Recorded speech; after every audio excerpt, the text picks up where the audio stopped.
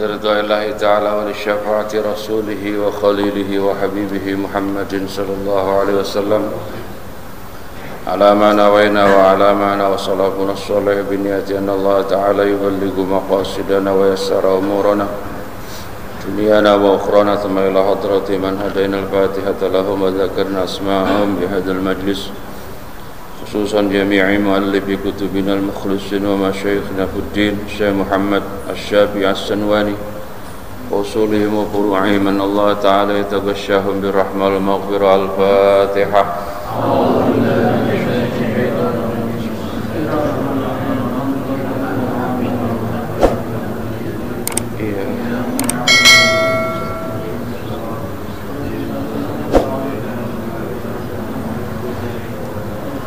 أعوذ بالله من الشيطان الرجيم. بسم الله الرحمن الرحيم. قال الشيخ الإمام المؤلف رحمه الله تعالى وأدام النفع وببركة علومه في الدارين يا رب العالمين ويا مجيب السائلين. Hadis keberapa sekarang? 9. Hadis ke-9 Al-Bukhari. Adapun Imam Bukhari yaitu qala, berkata beliau Bukhari, qala Rasulullah sallallahu alaihi wasallam, may yuridillahu bi khairan yufaqqihhu fid-din. Man, adapun siapa orang yaitu yurid, menghendaki, siapa Allah bihi dengannya siman tadi, khairan,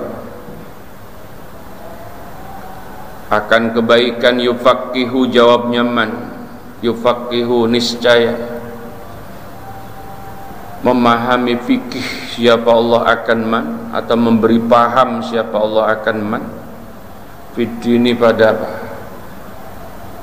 Urusan agama. Wa innamal ilmu, dan hanya saja sahnya adapun ilmu yaitu bitta'allumi, dengan belajar. Hadirin,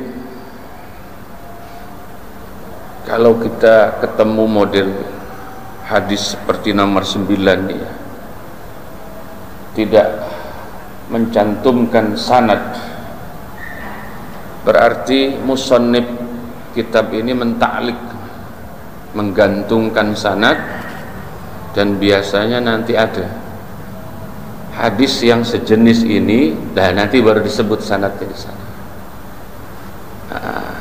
Jadi annya an siapa lah, seperti itu. Jadi kalau kita ketemu hadis kaya nggak ada annya, berarti kan apa? Biasanya mu'allaq. Hadis itu dita'liq oleh musannif karena nanti akan ada hadis yang serupa dengan itu, baru nanti apa? Disebut annya. Qala Rasulullah sallallahu alaihi wasallam, kata Nabi, may yuridillahu bi khairan yufaqihu fid-din. Siapa orangnya yang dikehendaki memperoleh kebaikan. Kebaikan itu kalimatnya khairan. Khairan itu kalimatnya nakirah. Khairan, tidak al-khairah. Jadi hadisnya tidak may yuridillahu bihil khair, tidak, tapi apa? Khairan. Ketika hadis itu menyebutnya khairan, berarti apa? Fata'ummu kullu khair. Nah itu semua kebaikan. Maka wawasan kita tentang kebaikan itu harus diperluas. Jadi biasanya orang itu kan kalau nggak luas ilmunya itu wagu. Kata orang Jawa itu wagu. Apa wagu? Norak. Norak itu ya norak. Jadi kebaikan itu banyak sekali. Seperti sunnah Nabi, sunnah Nabi itu banyak, ribuan. Sehingga tidak boleh kita merasa paling sunnah gitu, hanya baru bisa apa. Karena Masya Allah, sunnah itu kan ya apa yang dikatakan Nabi. Yang dikatakan Nabi banyak nggak? Yo, 63 tahun. Apa itu? Iklannya. Apa yang diperbuat Nabi? Banyak nggak yang diperbuat Nabi? 63 tahun.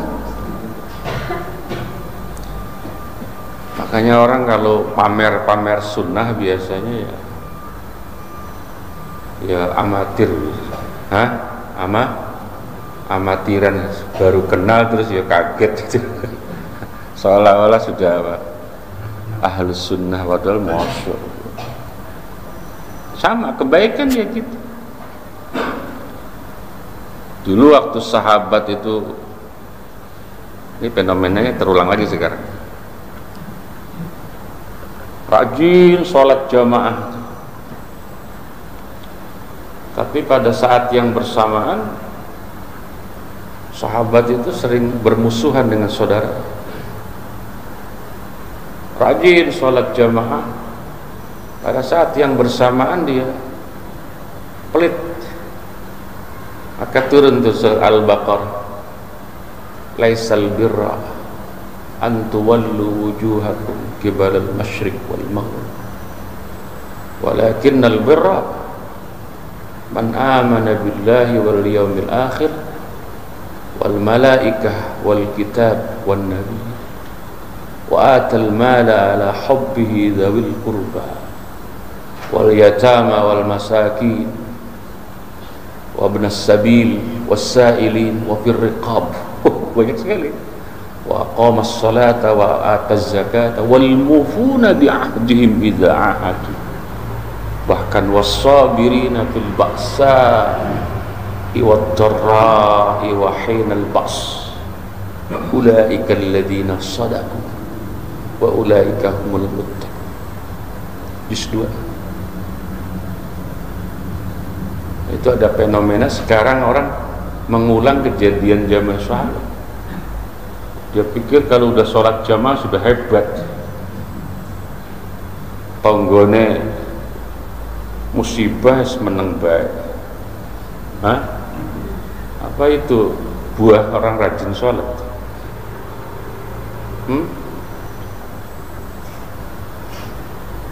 Apa yang sering saya sampaikan bahwa kita benar, itu kan kebenaran yang relatif.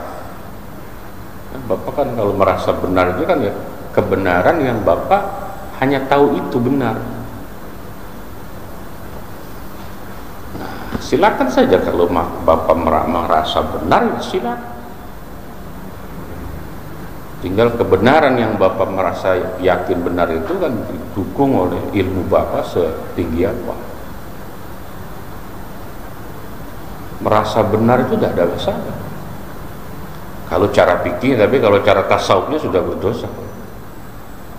Kalau cara ulama sufi takut mengaku merasa benar, itu takut ulama sufi itu. Ulama sufi itu selalu merasa salah, selalu merasa banyak dosa. Itu sufi, tasawuf. Merasa benar tidak apa-apa kalau tinjauannya hanya pikir. Merasa suci tidak apa-apa.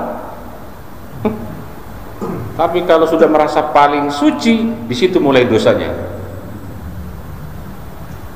Kalau sudah merasa paling benar, di situ mulai awal dosanya. Ya, sudah mulainya ingin nabi rupanya dia. Siapa di dunia ini manusia paling suci? Nabi kan? Merasa paling suci berarti nyaingin apa? Nyaingin nabi.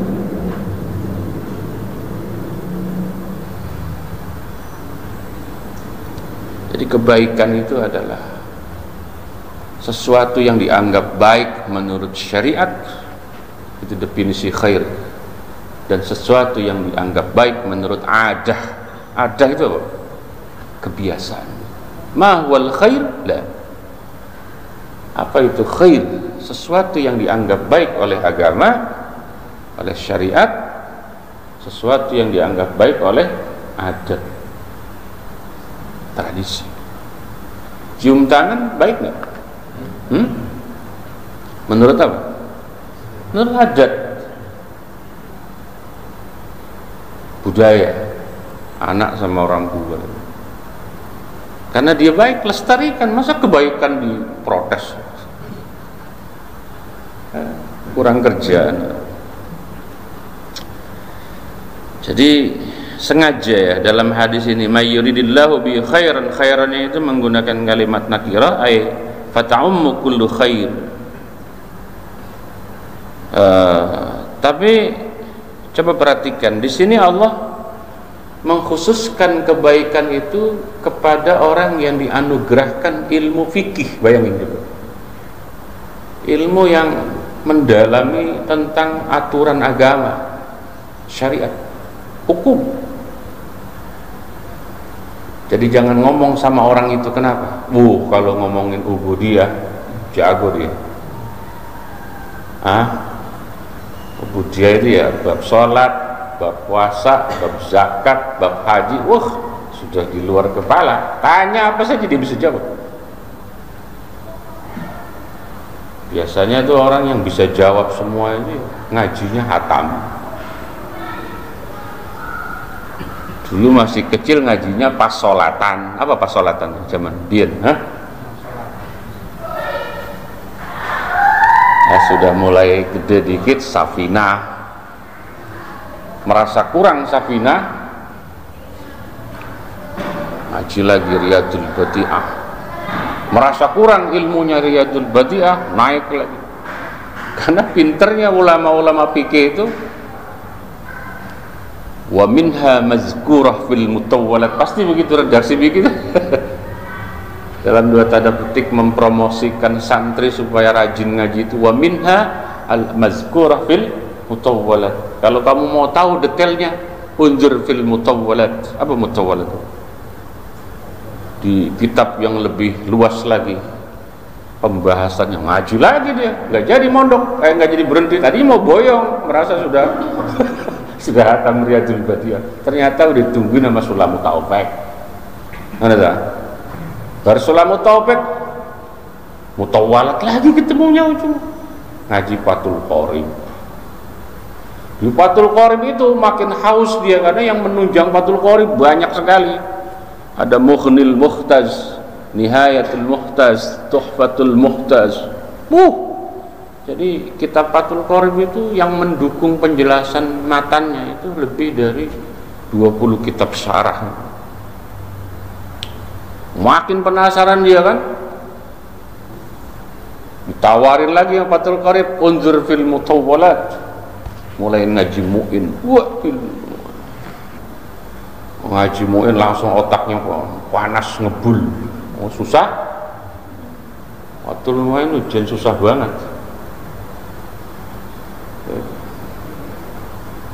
Jangan coba-coba baca Fathul mu'in, wangel pol.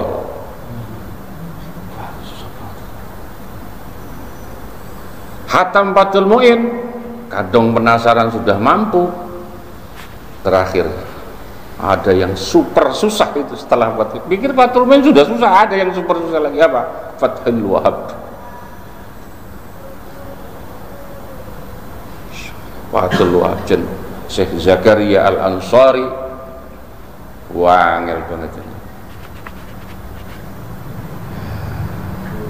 Di Indonesia ini yang jago Fathul Wahhab itu Mbah Sahal Mahfuz, Allah yarham, Pati Kajen. Tahadus binimah. Alhamdulillah saya hatam Fathul Wahhab itu dijazain langsung sama Mbah Sahal Mahfuz tahun 2004. Ya beruntunglah Bapak, jelek-jelek ini ustadznya sudah hatam Fathul Wahhab, jelek-jelek dan bersanad. Untuk kitab ya ditaruh di lemari, belum ada orang yang ngaji Fathul Wahhab, boro-boro Fathul Wahhab. Ustadz saya nggak puas kalau ngaji Fathul Wahhab doang, saya udah siapin Jamal.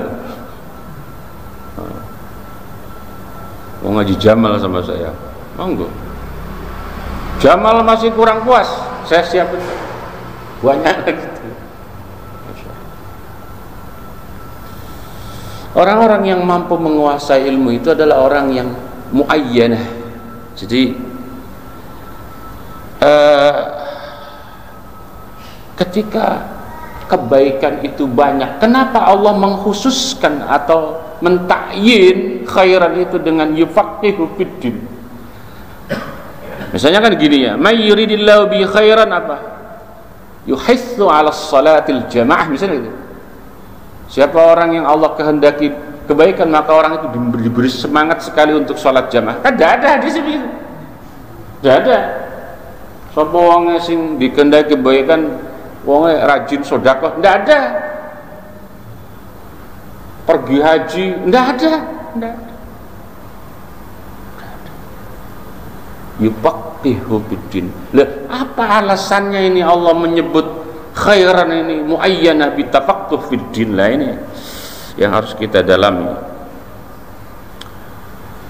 Lianna iradatul khair min Allah lil 'abdi muayyanatan lahu 'ala tafaqquh fiddin fihi busyra 'azimatun lit tafaqquh. Busyra 'azimah, kabar gembira, kegembiraan yang agung, yang luar biasa buat orang yang ditakdirkan mampu menguasai ilmu itu, fikih itu. Oke. Ada sesuatu yang jauh dari nalar kita terkait sholat.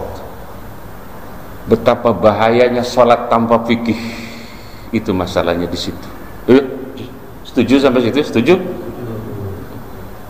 Betapa bahayanya puasa tanpa fikih, betapa bahayanya haji tanpa fikih. Babakan niat saja.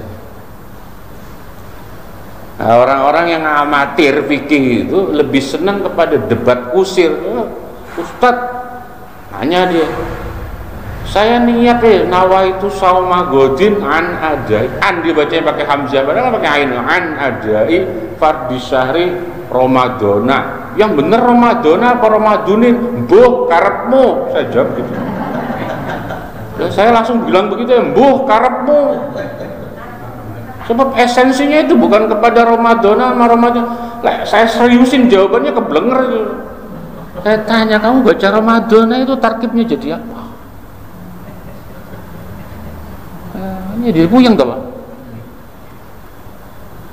Ramadana kalau dia idhofah, itu Anda mau bikin ismul ladzi la yansharif kan harus ada ilatnya.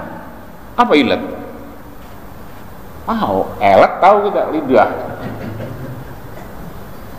Ilat itu artinya yang mencegah sebuah kalimat itu dibaca tanwin. Makanya ismul ladzi la yansharif.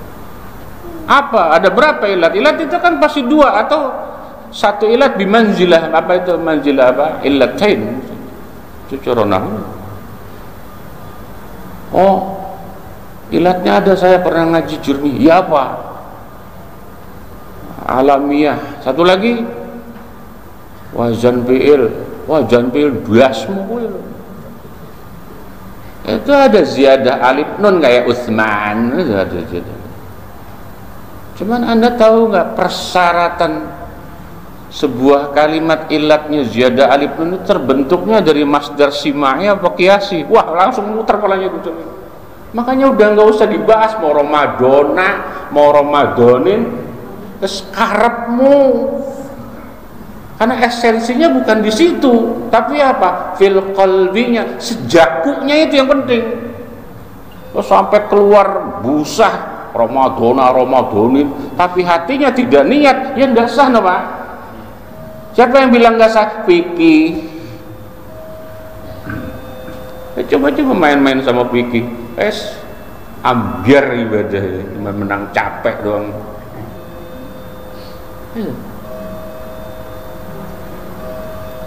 Yufaqihu apa? Makanya hadis Bukhari ini ujungnya kata wa innamal ilmu bitta'allum.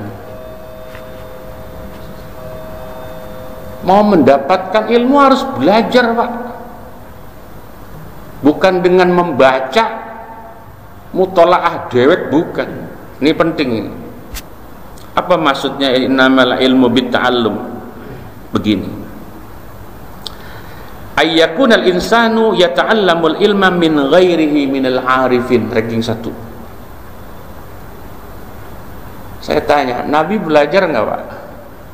Hah? Oi, Nabi belajar nggak? Belajar. Siapa gurunya Nabi? Allah. Cuman kan Allah nggak langsung ngajarin, pakai perantara. Siapa perantara? Jibril. Jibril cara anu ya guru privat ya, segampangannya ngono. Mana Bapak tahunya itu Jibril ngajarin Nabi? Amin. Wan najmi idza hawa. Apa itu? Ma dhalla sahibukum wa ma ghawa wa ma yantiqu 'anil hawa in huwa illa wahyu yuha. Di sini allamahu allamahu syadidul quwa ay Jibril dzu mirrah thumma jana fatadalla ila akhirih wa laqad ra'ahu nazlatan ukhra inda sidratil muntaha. Nabi belajarnya sama Allah lewat Jibril, talaqi namanya, tawajjuh. Sahabat ngaji gak? Sama siapa? Sama Nabi. Imam Malik ngajinya sama siapa? Imam Malik itu tabi'in, Pak. Imam Malik ngajinya sama siapa? Sama sahabat, termasuk sama Abdullah bin Umar. Imam Syafi'i ngajinya sama siapa? Sama Imam Malik. Imam Bukhari ngajinya sama siapa? Imam Bukhari, ini yang kita baca kitabnya, sama muridnya Imam siapa?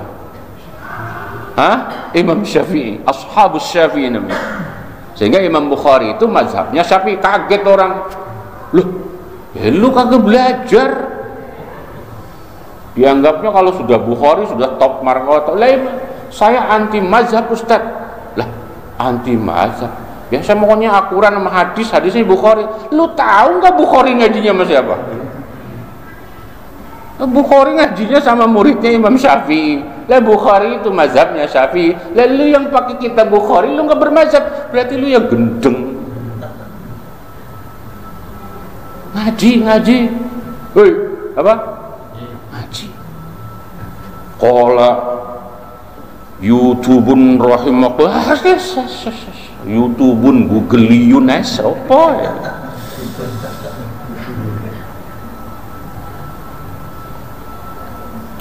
Nih, jangan kesinggung nih, terutama yang biasa main Google. Jangan kesinggung nih, woi. Innamal ilmu bitta'allum.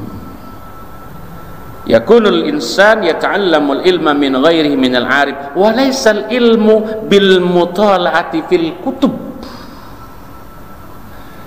Nyari ilmu itu bukan belajar dengan cara baca tanpa guru, itu bukan nyari ilmu. Paham ya? Boleh dicatat. Apa dikatakan? Walaysal ilmu bil mutala'ati fil kutub. Ilmu itu kan sesuatu yang dia yakini. Tapi kalau dia baca dewek di sebuah buku, saya nggak percaya dengan yakin. Jangan-jangan dia hanya zon. Begini gampangnya ngomong. Kalau Anda baca buku, ada sesuatu yang muskil, yang sulit, terus gimana mengatasi kesulitan dalam sebuah ibarat buku itu? Akhirnya kan dia jawab dewek. Pentingnya ngaji berguru itu ketika menjumpai kesulitan, tanya gurunya. Malas Ustadz Abdullah sering ngutang, ya ilmunya terbatas. Nah, saya yang ngutang ya nanya lagi sama guru saya. Bapak mendingan saya ngutang apa saya bohong-bohongin? Hui. Misalnya gitu. Ustadz, apa hukumnya ini? Ya kalau menurut saya sih kayaknya haram. Bapak mendingan begitu jawabannya? Atau maaf saya nggak bisa jawab, ragu antara halal dan haram. Nanti dah di pertemuan yang akan datang saya ngutang. Bapak mendingan yang pertama apa yang kedua jawaban saya? Karena ilmu itu al-yakin, sesuatu yang diyakini kebenarannya.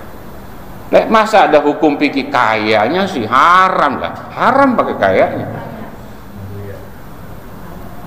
Haram kan nih Pak? Kiro-kiro, haram kiro-kiro. Ngawur, asli ngawur.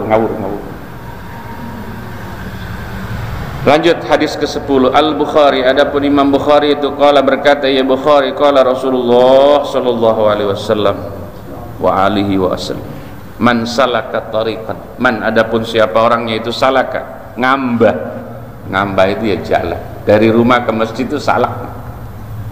Melangkah siapa man tariqan akan satu jalan. Ngapain ente ke sono? Aneh tegur kalau nggak jawab. Sorry boy, ngaji. Yatlubu bihi ilman, itu maknanya begitu. Yatlubu. Ya Allah ya Karim, yang saya senangnya pakai hal nih, yatlubu.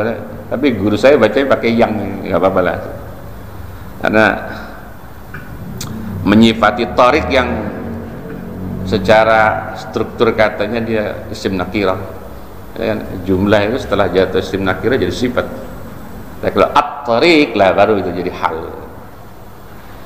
Yatlubu yang mencari atau menuntut siapa man bihi dengannya tariq, ilman akan apa? Ilmu, sahala maka memudahkan siapa Allah lahu baginya si man tadi, memudahkan mana? Tariqan akan jalan kemana? Ilal jannati, surga. Ringan dan beratnya Bapak masuk surga itu ditentukan ringan dan beratnya Bapak nyari ilmu. Itu yang harus kita tanamkan sebagai pemburu ilmu. Kalau kita merasa sebagai pemburu ilmu, bayangin berat dan mudahnya, berat dan ringannya kita masuk surga itu ditentukan dengan berat dan mudahnya kita mencari ilmu. Kalau urusan ngaji nih, Masya Allah berat banget ini, kaki melangkah. Itu tanda-tanda. Dan yang harus dimantapkan, Bapak kalau ngaji sama guru harus yakin. Gua kurang yakin sama ustadz gua nih, lah sama guru kurang yakin. Udah kagak bakal dapet Pak, udah saya jamin. Bapak ragu sama gurunya, nggak bakal dapet. Udah itu pasti. Apalagi sampai dijelek-jelekin. Agak enak banget ngaji sama ustadz. Ngapa? Lah ustadz itu. Bagaimana cahaya mau masuk lah ustadznya diragukan begitu. Harus yakin. Apalagi ustadznya nyekel kitab, udah gitu yang nyimak banyak. Kan nggak mungkin ustadz bohong tuh. Kalau pakai HP emang ngajarnya, Tapi yang ngaji kitab model begini, peminatnya berkurang. Yang banyak yang pakai laptop itu. Yang ngata-ngatain orang penuh semasjid. Ngaji ngata-ngatain orang. Itu malah penuh itu jamaahnya. Ya. Banyak korban itu. Banyak banget udah korbannya. Bapak ngaji ya. Gurunya juga ngata-ngatain orang, Bapak senang. Ya udah Bapak jadi korban namanya.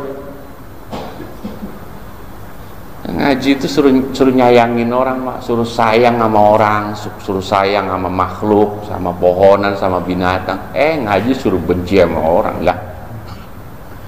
Lah gurunya siapa? Kalau Allah aja nggak pernah nyuruh benci, berarti gurunya bukan setan.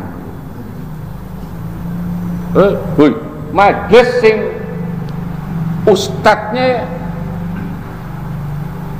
mencela, menghina, menghujat orang, pastikan itu ustadznya itu mazhabnya setan.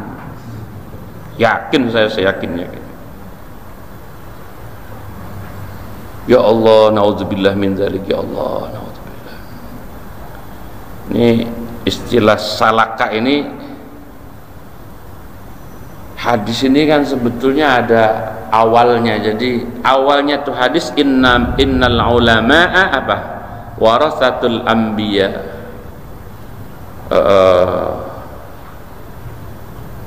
Wa man salaka tariqan, man dakhala tariqan, ini kabar gembira buat kita yang nggak sempat belajar, Pak.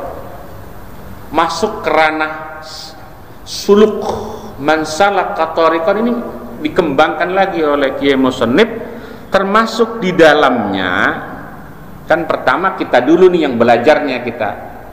Nah, itu yang akhirnya dimudahkan ke surganya itu kita itu. Yang kedua, kabar gembiranya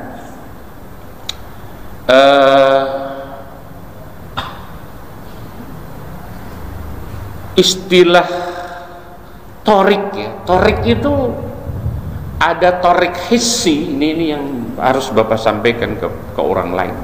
Torik jalan itu ada torik hissi, ada torik maknawi. Torik hissi memang kitanya menuju ke suatu tempat, kelihatan, hissi itu terindra. Ya, ada torik maknawi, kita tidak berangkat, Pak, tapi kita tolongin orang-orang yang belajar itu. Orang tua ngongkosin anaknya mondok, lah itu sama gitu, sama banget itu. Ustadz, saya tidak punya anak ini yang mau mondok. Jangan sedih, nyantai aja bro, nyantai. Anda dukung saja pesantren itu, Anda juga termasuk dalam hadis ini, masuk didukung. Cuman kan sekarang ini ya, kelompok sebelah sana itu sedang mendoktrin umat supaya menjauhi pesantren. Apa tahu ciri-cirinya? Saya buka, jangan kaget nih. Wahabi itu membenci pesantren. Udah catat omongan saya. Udah saya kritik, membenci terutama pesantren yang mendalami ilmu begini, dia benci. Propagandanya mereka tawarkan masjid. Saya buka ini kedoknya. Bapak minta sumbangan ke Qatar gitu ya, buat masjid langsung. Coba buat pesantren.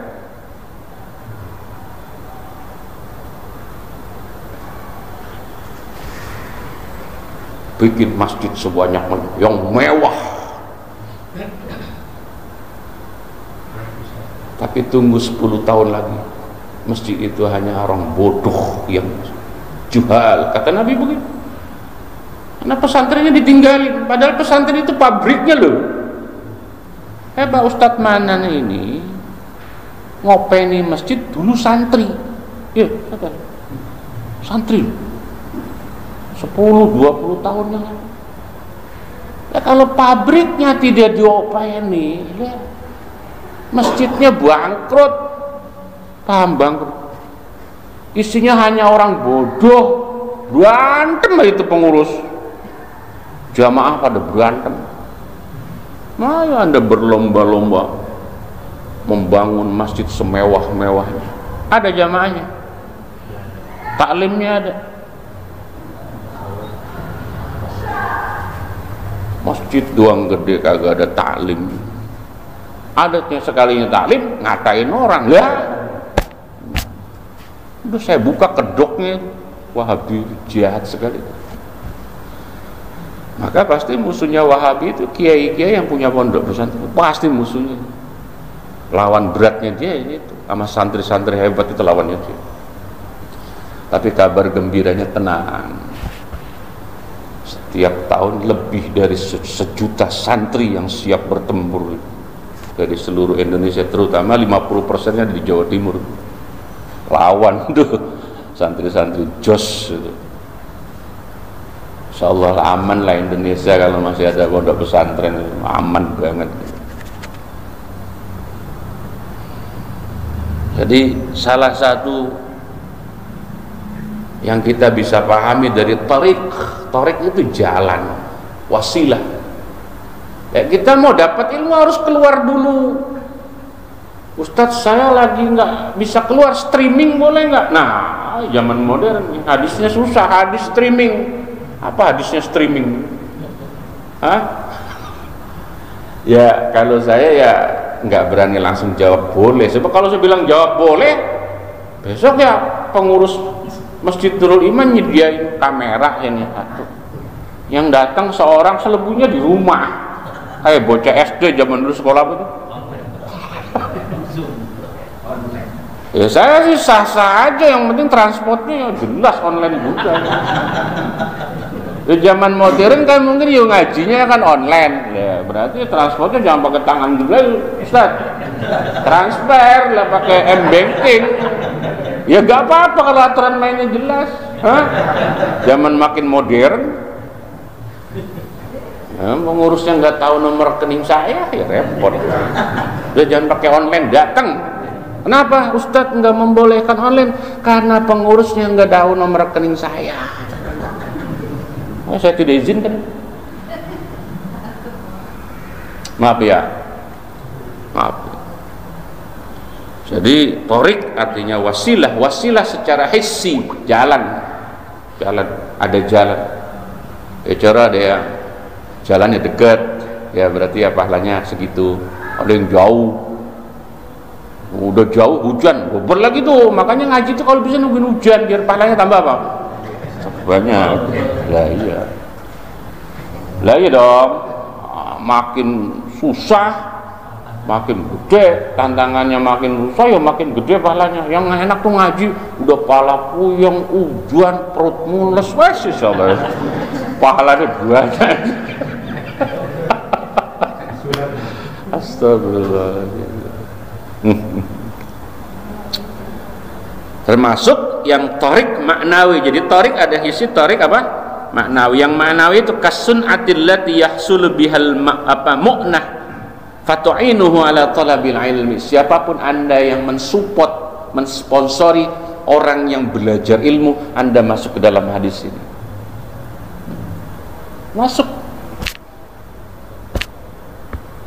Ya Allah.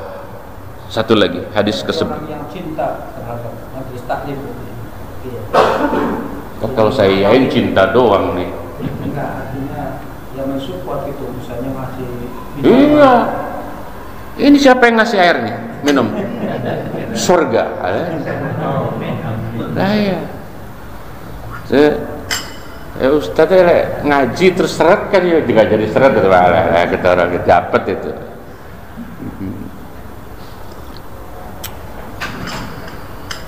Ya. Apa saja. Yang beliin bangku siapa sih nih? Enak banget didudukin. Lah itu sama. Pokoknya apa ya istilahnya, banyak faktor yang menyebabkan kesuksesan sebuah majelis taklim. Banyak faktor yang ngasih AC, dong, mic yang bagus, yang enak, ini sama.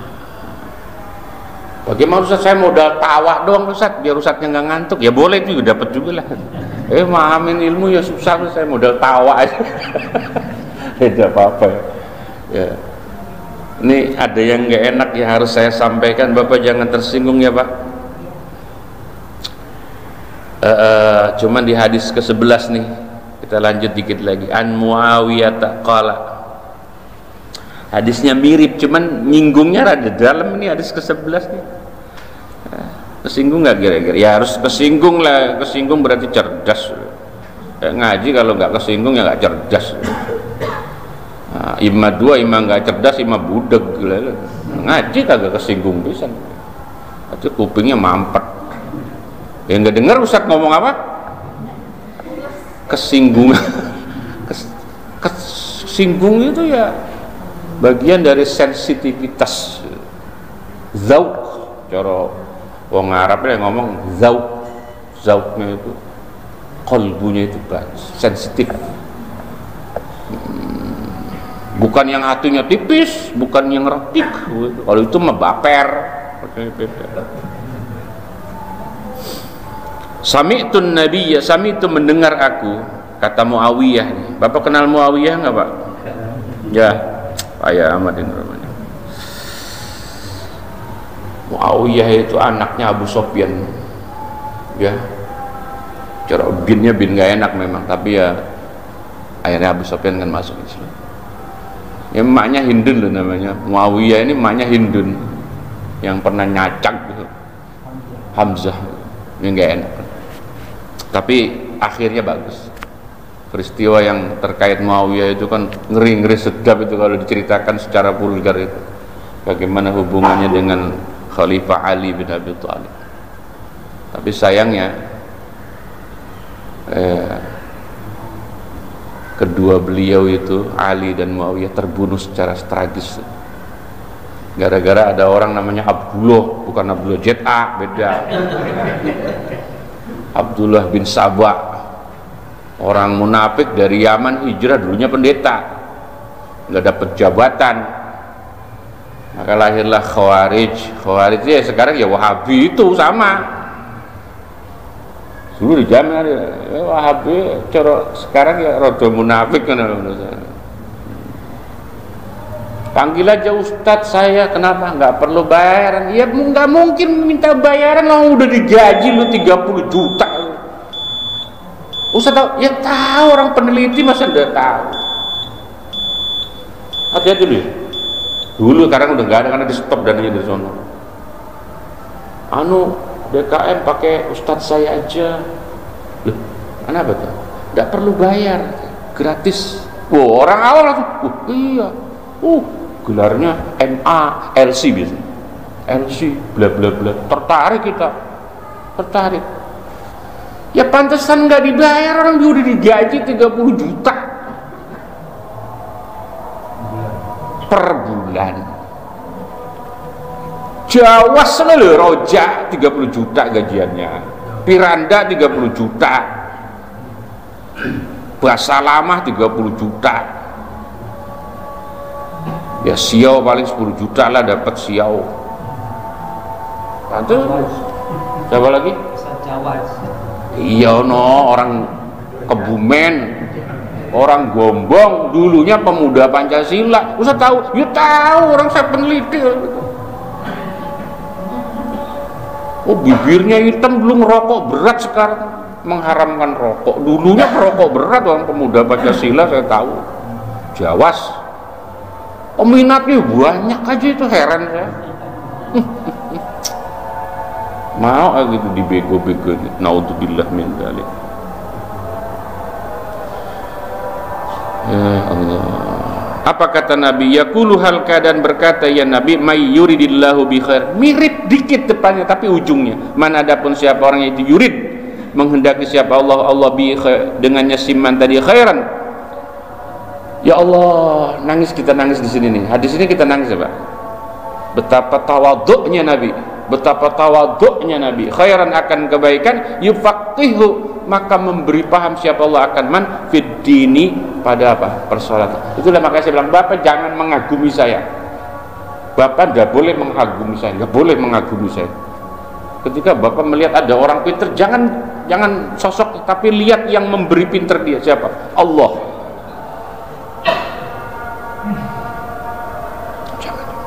Ketika Bapak ketemu orang kaya, jangan mengagumi sosok kayanya yang teman, tapi yang memberi kekayaannya itu. Ini kita baca. Wa inna ma ana qasim. Wa inna ma ana, hanya saja adapun aku, kata Nabi, itu qasimun, orang yang membagi saja. Wallahu yu'ti.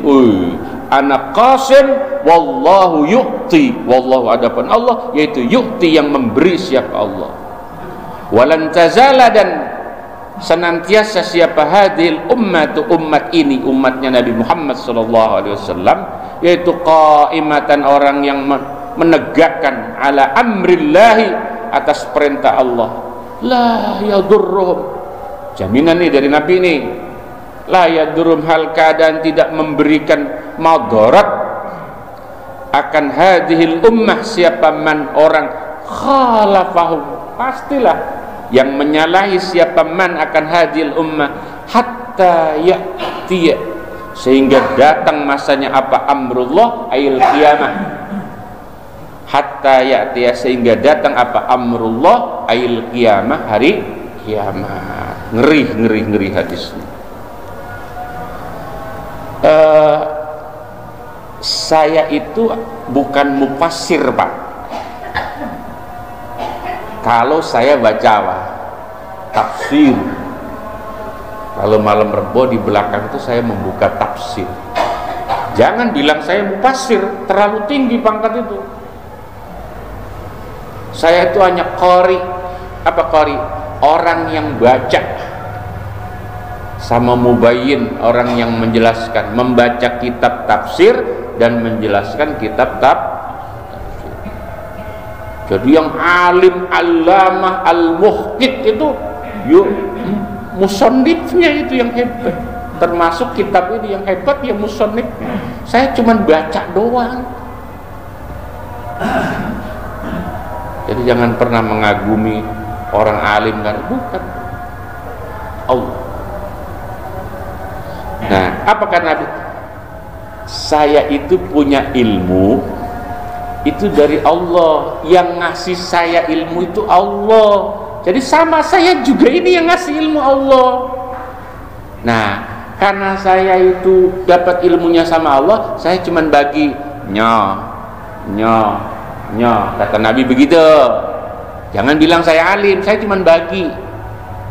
Cuman karena cara baginya juga harus pakai ilmu, maka alim namanya dia. Sama juga, saya hanya membaca kitab. Begini loh maksudnya hadis menurut kitab apa? Abi Jamrah, kitabnya Bukhari. Gini loh, saya cuma nyampein doang. Tapi karena baca kitabnya juga harus pakai ilmu, nah di situ alimnya. Maka tidak boleh kealiman kita menyebabkan kita sombong, itu tidak boleh sama sekali. Haram hukumnya sombong, haram banget. Pakai banget itu haram. Petakanya musibahnya orang alim adalah ketika sombong. Anda ini pointernya setinggi langit, sama Allah dikasih stroke aja, kelar hidup Anda. Anda sombong setinggi langit, sama Allah dikasih apa itu yang Parkinson, penyakit apa itu? Selesai hidup Anda. Itu orang alim, orang kaya, apalagi orang kaya. Duitnya miliaran, makannya pakai bubur, begitu disaring lagi. Ya, mendingan orang kagak punya duit, makan sambal kayak babal, enak, diulek. Lah duit miliaran makan bubur disaring. Masya Allah. Maka orang bahagia itu bukan itu. Tuh lihat yang bahagia yang tidur di depan warteg, ngorok. Wes itu orang bahagia itu. Dia makan apa aja enak. Nasi, sayur, campur macam-macam. Wartegnya banyak anunya apa, baskomnya campur-campur, pakai tempe orek. Terus ya tempe itu kan kerupuk, wes pokoknya sambel, baskom. Blek makan pakai timun blek warak. Nguap lah. Itu orang seneng. Seneng dunia tapi. Lah yang miliaran itu yang makan buburnya disaring. Ya. Selesai hidup Anda dikasih penyakit kayak begitu. Tapi terus jangan mendingan makan di warteg, jangan begitu. Ini untuk apa? Maziyahnya orang miskin, maziyahnya orang bodoh. Kalau orang bodoh kan kagak bisa sombong lah. Cara orang pinter sombong rada pantas dikit lah. Ya, orang bodoh sombong yang nggak tahu diri loh, geblek sombong ya. Nah, di kampung kita agama itu masih terpelihara, ditegakkan. Apa dikatakan? Lan tazala hadhil ummah qa'imatun ala amrillah la yadurruhum man khalaq. Di kampung kita tidak akan pernah bisa ada orang mengusik kebenaran agama Allah itu Kalau memang ada orang yang tafaqquh fiddin, yang apa? Menguasai agama itu. Sehingga orang yang memahami agama itu aset, Pak. Aset luar biasa. Maka ciri-ciri kampung yang sudah apa? Mukhalafah, terjadi perselisihan, pasti nggak ada orang fakihnya di situ. Pastikan tidak ada orang alimnya di kampung. Mana ada masjid mushola sudah mukhalafah, sudah terjadi apa? Perselisihan. Pastikan di mushola di masjid itu tidak ada orang alimnya, tidak ada orang fakihnya. Nah itu tadi. May yuridillahu bi khairan yufaqihu wa inna ma ana qasimun wallahu yu'ti wa lan tazala hadhil ummah qa'imatan 'ala amrillah ta'ala. Sampai kapan Ustaz ada orang alim di sebuah komunitas terus selalu diserang, selalu diperselisih? Ya sampai hari kiamat.